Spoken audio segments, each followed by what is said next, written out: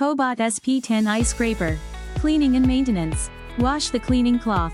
You can hand wash or machine wash it. Once clean, fold 3 times and wring out thoroughly until there are no water drips to prevent the robot from slipping or damaging the sensors.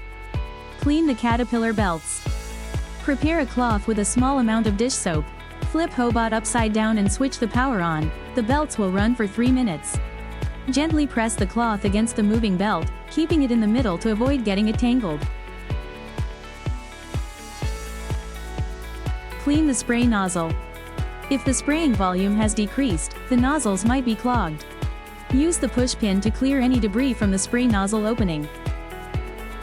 Clean the caterpillar belt scrapers.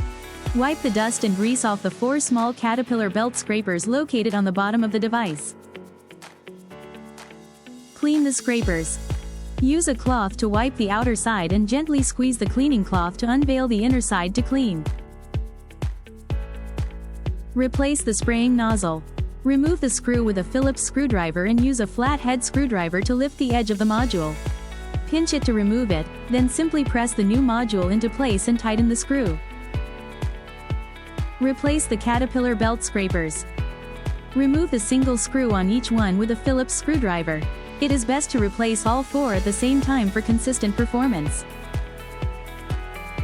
Replace the scraper. If the scrapers begin to judder or leave watermarks, they need to be replaced. Remove the 2 screws on the side of the robot and slide the old scraper down to remove it. Install your new scraper and fasten the screws tightly.